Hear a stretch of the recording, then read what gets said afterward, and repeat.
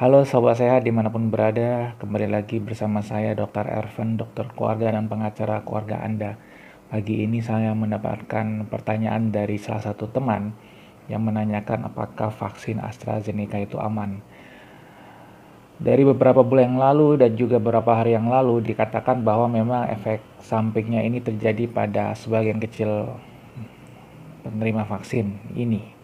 Hanya sekitar 1 dibanding 1 juta orang yang mungkin bisa meninggal akibat vaksin ini. Memang vaksin ini bisa menimbulkan pembekuan darah terutama pada perempuan muda, sehingga memang dianjurkan untuk diterima oleh orang-orang yang berusia di atas usia 60 tahun. Nah, memang harusnya pemerintah lebih memperhatikan terkait kriteria penerima vaksin ini, juga screening yang lebih ketat ya, karena kita tahu di screening itu kan banyak pertanyaan tentang penyakit sebelumnya dan segala macam. Itu memang lebih baik ya, difokuskan juga kepada penyakit-penyakit yang sifatnya kelainan pembekuan darah. Memang orang-orang juga banyak yang tidak tahu penyakit dia, atau lupa penyakit riwayat sebelumnya, atau bahkan nggak tahu ada penyakit di dalam tubuhnya. Nah, ini juga menjadi masalah. Yang paling penting sebenarnya jika terjadi efek samping itu adalah segera menghubungi tim yang memvaksin. Ya, ada nomor kontak yang diberikan kepada kita di kartu itu yang harus dihubungi terlebih dahulu. Karena saya dapat kabar juga kadang fasilitas kesehatan itu agak enggan atau bingung ya bagaimana menangani kejadian ikutan pasca imunisasi atau KIPI ini. Nah, oleh karena itu selain perlu pelatihan lagi untuk semua fasilitas kesehatan terutama SDM-nya ya, maksudnya dalam hal ini, untuk bagaimana paling tidak jika memang tidak mampu menangani itu dapat menghubungi kontak number yang bisa dihubungi oleh baik fasilitas kesehatan maupun penerima vaksin ya, atau keluarganya. Oleh karena itu memang sekali lagi semua obat atau vaksin itu selalu punya efek samping, bahkan obat herbal sekalipun ya. Orang seringkali juga menganggap obat kimia itu selalu memiliki efek samping. Sebenarnya semua obat ya, bukan hanya obat kimia buatan itu, tapi juga obat alami, obat herbal juga punya. Oleh karena itu kita memang harus memperhatikan hal-hal ini. Dan walaupun kita menggunakan itu dengan dosis yang tepat dan juga dengan indikasi yang tepat, tetap saja beberapa orang dapat mengalami efek samping ya. Nah, memang efek samping ini dapat terjadi, hanya saja kadang kita tidak perlu khawatir ya, karena obat itu akan dikeluarkan jika manfaatnya lebih banyak daripada efek sampingnya. Dan oleh karena itu biasa diberikan dalam keadaan yang memang sangat dibutuhkan atau sesuai indikasi ya. Dan memang jika terjadi efek samping, oleh sebab itu kita juga tidak bisa sembarangan menggugat dokter, rumah sakit atau tenaga kesehatan ya, harus dicari sebabnya apa, karena bisa jadi juga itu adalah suatu koinsidental atau kejadian yang kebetulan berbarengan terjadi ya. Bisa jadi penyakit yang lain menyebabkan efek seperti itu, atau mungkin yang bersangkutan juga minum obat yang lain sehingga terjadi interaksi atau bahan kimia lain ya. Tetapi sekali lagi yang paling penting adalah pencegahan ya.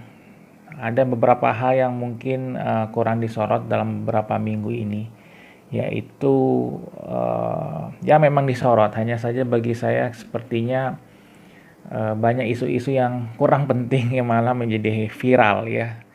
Padahal ada yang lebih penting, yaitu kasus di mana ada sebagian oknum ya, baik itu pegawai dari BUMN yang menggunakan swab antigen bekas, atau bahkan oknum pejabat imigrasi yang mengizinkan orang lain untuk masuk dari luar negeri tanpa karantina. Nah, hal-hal seperti ini sebenarnya atasannya atau siapapun itu yang bertanggung jawab itu dapat dipidana atau didenda ya sesuai dengan undang-undang tentang wabah tahun 1984 ya. Dan di situ juga tertulis di pasal 14 ayat 2 undang-undang tersebut, Undang-Undang Nomor 4 tahun 1984 tentang wabah, tertulis di situ bahwa kelalaian juga dapat dipidana. Dalam hal ini termasuk kelalaian atasan ya, apalagi atasan dari institusi pemerintah. Bagaimana bisa moral hazard seperti ini terjadi ya. Jangan sampai malah hal-hal seperti ini menyebarkan virus ini lebih banyak lagi ya. Dan tindakan tegas dari aparat penegak hukum juga sangat dibutuhkan ya. Oleh karena itu jangan setengah-setengah dalam menerapkan hukum selama pandemi ini ya. Karena walaupun setiap orang berhak menerima atau menolak tindakan medis yang dikerjakan pada dirinya ya sesuai dengan pasal 56 Undang-Undang Kesehatan Nomor 36 tahun 2009. Di situ tetap ada pengecualian, yaitu jika seseorang itu mengidap penyakit yang dapat cepat menularkan penyakit ke orang lain, atau dia tidak sadarkan diri, atau dia mengalami gangguan jiwa berat, nah itu dia tidak berhak menolak tindakan medis yang akan dikerjakan padanya. Dan hal ini, pasal ini juga harus disosialisasikan ke masyarakat ya, supaya mereka juga mengerti bahwa persoalannya bukan hanya dokter pasien ya, tetapi juga masalah kesehatan masyarakat yang notabene bukan lagi menjadikan pasien sebagai pribadi, tetapi juga pasien tersebut sebagai warga negara yang harus tunduk pada aturan negara karena menyangkut kepentingan publik, bukan kepentingan pribadinya sendiri. Dan jangan sampai juga sosialisasi yang salah terkait efek samping vaksin atau penanganan yang salah terkait vaksin membuat masyarakat merasa vaksinasi ini menjadi suatu pemaksaan dan berbahaya bagi mereka, dan bahkan menolak akhirnya ya. Oleh karena itu, walaupun ada efek samping atau apapun itu harus dihandle, baik itu kejelasan informasi tentang seberapa sering efek samping ini terjadi dan terjadi pada kasus seperti apa, pada usia berapa, itu screeningnya harus jelas, ditambah lagi bagaimana penanganannya ya, bagaimana terutama juga alur rujukannya jika terjadi efek samping. Hal-hal seperti ini mungkin menjadi PR besar kita bersama, terutama Kementerian Kesehatan. Demikian dari saya mengambil perspektif kesehatan maupun perspektif hukum.